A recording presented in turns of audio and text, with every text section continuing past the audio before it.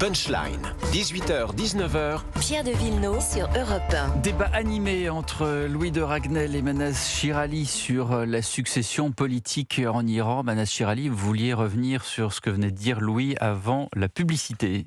Oui, j'ai rien contre lui, mais tout simplement, voilà, je vous garantis, je vous assure, ce n'est pas contre vous. C'est un garçon charmant. C'est que ça fait 5 jours sur toutes les chaînes de la télé et la radio, nous entendons systématiquement les observateurs, les grands experts de plateau qui disent ce n'est pas avec des bombardements qu'on arrive à changer le système politique. Ils oublient deux choses. D'abord, ce système politique n'a jamais été un système politique, en tout cas depuis 2-3 ans, c'est un système répressif.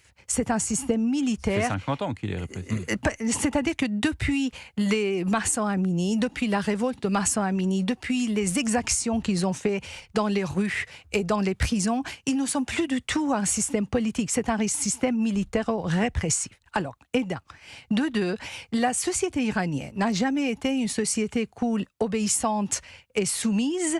Et surtout, on a vu, nous avons tous vu, le 8 et le 9, cette société était complètement révoltée et plusieurs dizaines de milliers d'Iraniens ont été massacrés sous les balles réelles de ce système répressif. Alors, la société iranienne, l'Iran n'est pas le Libye, l'Iran n'est pas l'Irak, n'est pas le Venezuela. S'il vous plaît, ces comparaisons, voilà, il faut à un moment donné, il faut arrêter. À un moment donné, il faut tenir compte des particularités nationales et politiques et historiques d'un peuple.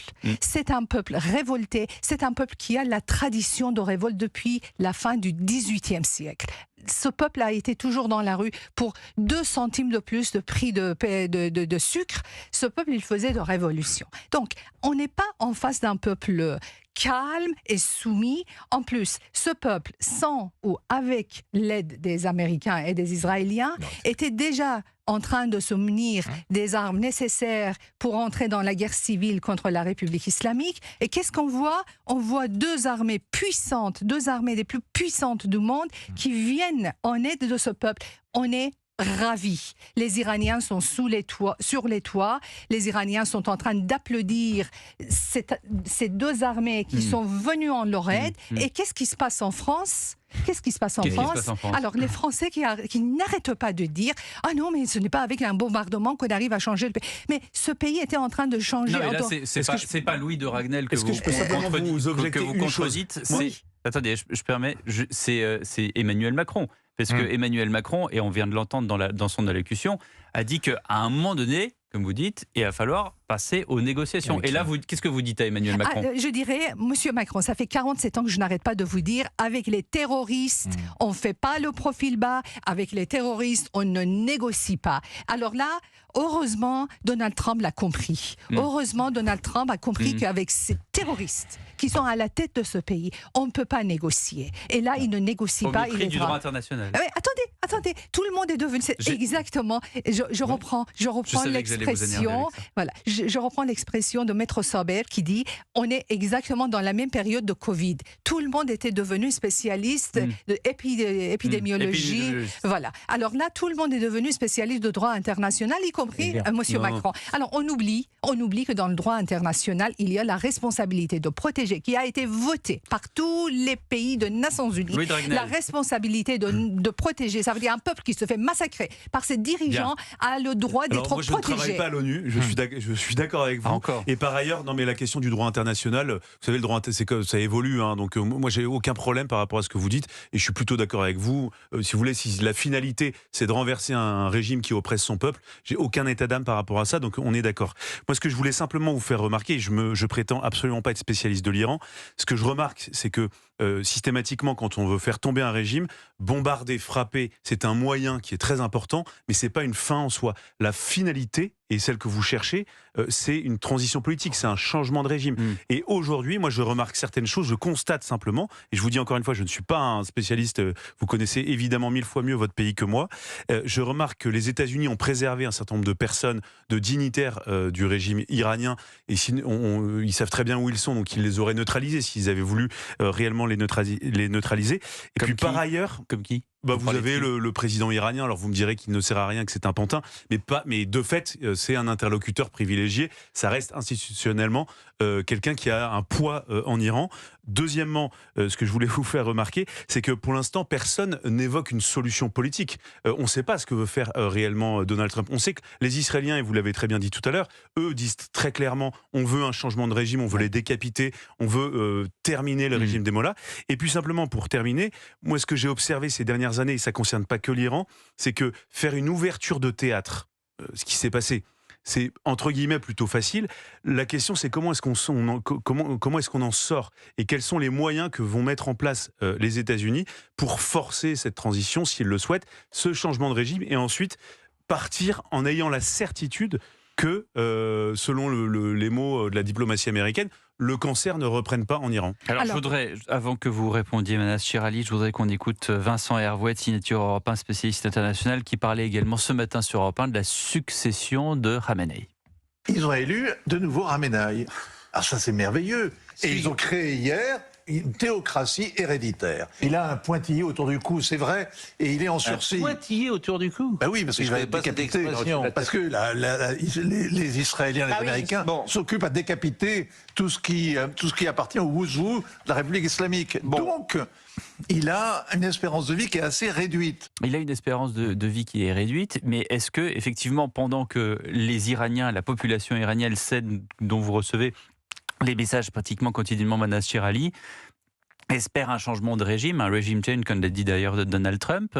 Est-ce que pendant ce temps, les têtes pensantes des gardiens de la Révolution continuent en fait à essayer de remettre un autre régime, c'est-à-dire un copier-coller de Khamenei, qui d'ailleurs devait avoir des funérailles ce soir, puis finalement ça a été annulé parce que la situation est trop compliquée.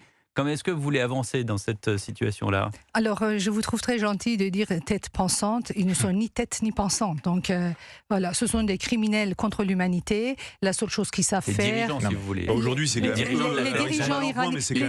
Les dirigeants de la République islamique d'Iran. Les dirigeants, ceux qu'ils ont dirigés, étaient uniquement leurs intérêts personnels au détriment des intérêts des Iraniens. Ça fait des années que ce pays n'a pas de dirigeants à sa tête. Il n'y a que des criminels qui sont là en tuant les Iraniens. Très bien, vous m'avez compris. Voilà, je suis comme Louis, je ne travaille pas à l'ONU. Alors très bien, mais personne n'a jamais dit. Personne n'a jamais dit que le but était de bombarder. Le but des bombardements est de neutraliser le bras armé de la République islamique. Pour que la République islamique arrête de massacrer... Laissez-moi terminer. Je vous en prie. Le but des bombardements, c'est d'arrêter, d'empêcher la République islamique de massacrer sa propre population. Et pourquoi on ne voit pas l'importance des bombardements? Bien sûr, mais on est tous d'accord, je crois, sur ce plateau.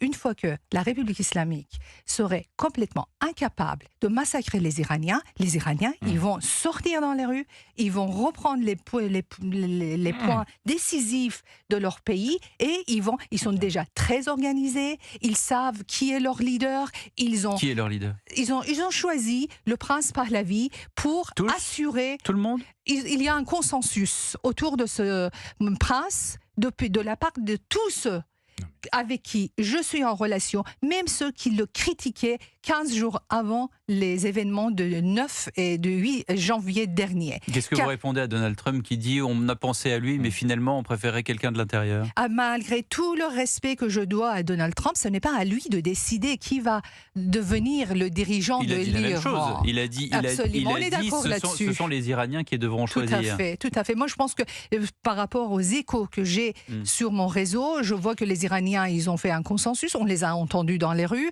par des millions, les Iraniens sont sortis, ils ont scandé son nom. S'ils avaient scandé un autre nom, s'il y avait une dissonance entre leurs deux, moi je vous l'aurais dit. Mais est-ce qu'il y a déjà une dissonance? Parce que tout à l'heure, Sarah Safari de Femmes Azidi me disait il faut qu'on arrête de l'appeler le prince, le roi, le successeur, le fils du chat, etc. Il faut l'appeler le leader de l'opposition. Est-ce que vous êtes d'accord avec ça? Sarah Safari a raison, on est en train de parler de leader. Est-ce que j'ai dit autre chose? Vous avez dit le prince. Le prince, il est le leader, non, mais le rôle. Prince ou pas prince, ça a une importance ou pas? Ça n'a aucune importance. Vous dites Harpi. Lui, il préfère qu'on l'appelle Harpi. Alors, Reza Pahlavi, RP. Ah oui, RP. Voilà. Donc, vous l'appelez comme vous voulez, ça n'a pas d'importance. L'important, c'est qu'il a réussi cet homme, malgré tous les critiques que je lui ai adressées à longueur des années, malgré tout, cet homme, il a réussi à gagner la confiance de la population, d'une population traumatisée et déchirée, et ça c'est très important. Peut-être vous y agissez, il voudrait en non, il n'y a pas de magie, ça c'est clair pour répondre à l'idée. C'est pas parce qu'on bombarde même pendant 5 semaines qu'on peut éradiquer un système qui est vieux de 50 ans, qui a beaucoup d'argent et qui continue d'ailleurs à exercer sa pression diplomatique, d'influence partout dans le monde encore aujourd'hui. C'est-à-dire que vous l'avez aux États-Unis, auprès même du Congrès, vous l'avez à travers certains médias, à travers la planète, et vous avez en permanence ce travail qui est fait. De l'autre côté, vous avez quand même une communauté de la diaspora, et le laboratoire américain est intéressant de ce point de vue-là. Vous aviez des oppositions dans l'opposition. Et sur cette affaire aujourd'hui, le laboratoire américain montre bien que les oppositions se sont, sinon associées, en tout cas ont fait la paix autour du nom de Pahlavi. Ça, c'est clair. C'est-à-dire qu'aujourd'hui, depuis l'extérieur, il y a le seul exemple qu'on a et qui témoigne de cette capacité, c'est le laboratoire américain où il y a la plus grande diaspora, en tout cas la plus grande partie de la diaspora iranienne à travers le monde. Et donc aujourd'hui, vous avez au moins ça qui est assez clair. Après, il n'y a pas de magie, on est bien d'accord. Il n'y aura que de résistance que si aussi la communauté internationale ne faiblit pas. Et je vous le redis, aujourd'hui, il y a des tentatives ça et là de déstabiliser ce contexte. Auprès de l'ONU, au Congrès des États-Unis, où il y a des gens qui travaillent en lobbying pour effectivement influencer l'idée qu'il faut un vote, il faut bloquer l'invasion, ainsi de suite, c'est pas innocent.